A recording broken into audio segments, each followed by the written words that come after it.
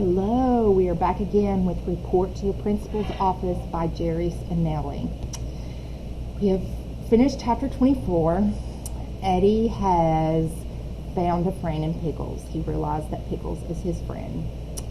And as the saying goes, all good things must come to an end. We are on the last chapter. I know, so bittersweet. So let's see what happened in the last chapter. So Eddie has a friend. Sunny has accepted the fact that she goes to Plumstead now. She's washed her hair. So her and Hillary have decided that they are happy with the schools that they go to. So let's see how the author finishes this book. Chapter 25. As far as Eddie knew, there was no mail delivery on Sunday. So what was a white envelope doing in the mailbox? He took it out. There was no stamp, no address even, only his name. Took it up to his room and opened it. There were 3 sheets of paper stapled together in the upper left corner, typewritten, or maybe computer printed. At the top it said, "The Wimp Who Wasn't," by Salem Jane Brownell. He let it fall to his bed, closed his door. He got out his mini basketball, set and fired up about 53 pointers. He drop-kicked the nearly weightless foam ball into his closet. He returned to his bed. He sat down, picked up the papers, and began to read. It was a story about a kid named Perry T. Winkle. The kid has all kinds of problems as a new 6th grader in middle school.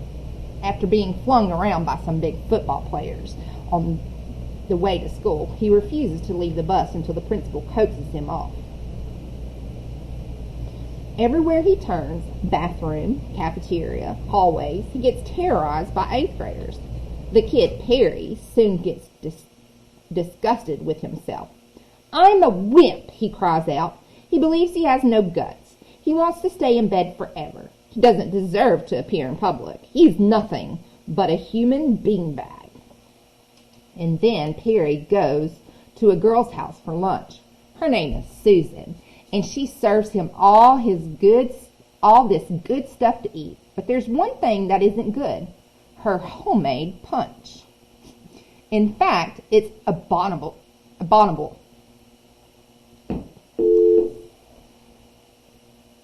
But just for your information, the game at Central Middle School has been canceled for the day. The game at Central Middle School has been canceled. Thank you.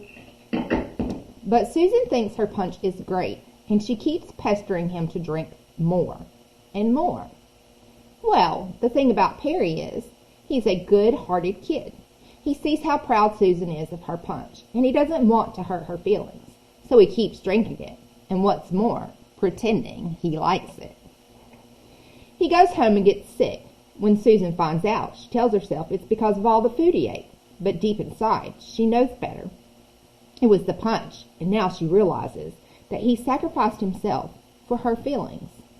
In the end, Susan sits in her bedroom wondering how she can thank Perry.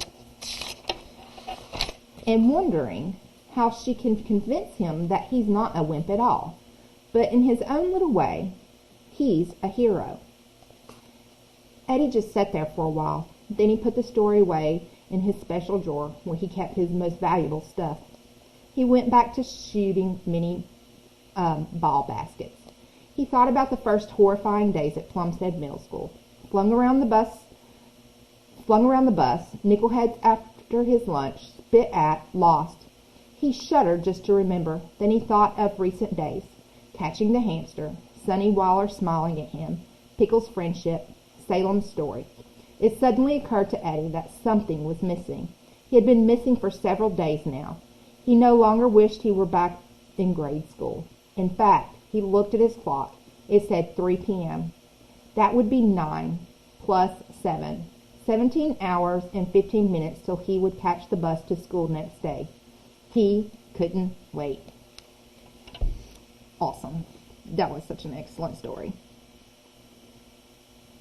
Thanks for reading it with me.